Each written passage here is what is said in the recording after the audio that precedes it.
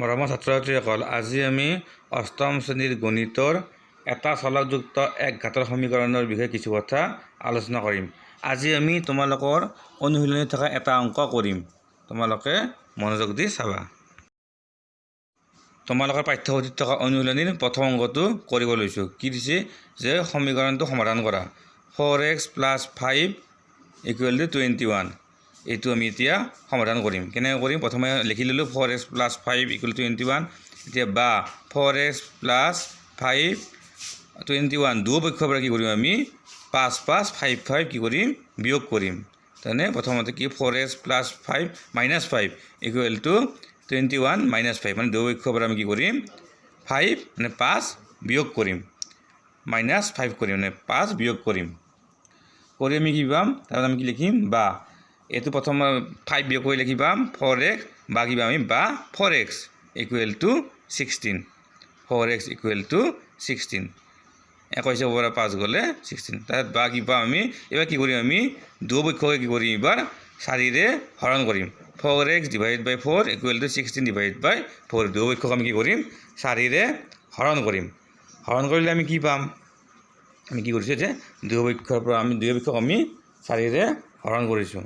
ইয়াতে মই দুয়োপক্ষৰ পৰা লিখা গৈছে আচলতে দুয়োপক্ষকে 4ৰে হৰণ কৰি এনেকৈ লিখিব লাগিব। কি পাম? তাত বা লিখিম। বা কি লিখিম? বা কি পাম আমি? 4x 4ৰে হৰণ কৰিলে x পাম। x = 4 আৰু 16ক 4ৰে হৰণ কৰিলে 4 পাম। মানে কি? এইটোৱে হ'ল নিৰ্ণয় সমাধান। কি পাম? x = 4। এইটোৱে হ'ল কি? নিৰ্ণয় সমাধান। x = 4। এতিয়া আমি দ্বিতীয় অংকটো কৰিম। প্ৰথমতে এটা অংক কৰিম বুলি ভাবিছিলোঁ। এতিয়া আমি কি কৰিম? দ্বিতীয় অংকটো কৰিম। দ্বিতীয় অংকটো কি আছে? 17y - 3 = 48। 17y - 3 = 48। এইটো কি কৰিম? এতিয়া আমি কৰিব ল'লে প্ৰথম লিখিম কি? বা 17y মানে দুয়োপক্ষৰ লগত আমি কি কৰিম? 3 আমি যোগ কৰিম প্ৰথমতে।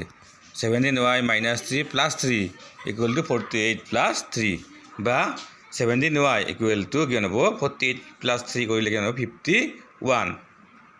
তাৰপিছত কি কৰিম? বা কৰি আমি এইবাৰ কি কৰিম? দুয়োপক্ষক আমি কি কৰিম? 17ৰে হৰণ কৰিম।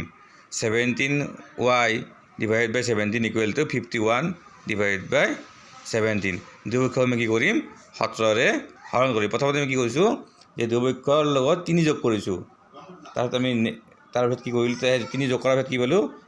17y = 51, 17y = 51। তাৰপিছত আমি কি কৰিছোঁ? দুয়োপক্ষক আমি কি কৰিছোঁ? 17ৰে আমি হৰণ কৰিছোঁ। দুয়োপক্ষক আমি কি কৰিছোঁ? 17ৰে হৰণ। 17y / 17 = কি পাম আমি? পাম অকল y পাম। আৰু এইটো কি হ'ব? 51 17ৰে হৰণ কৰিলে আমি কি পাম? 3 পাম। এতিয়া আমি কি লিখিম? এইখিনি লিখাৰ পিছত আমি কি লিখিম?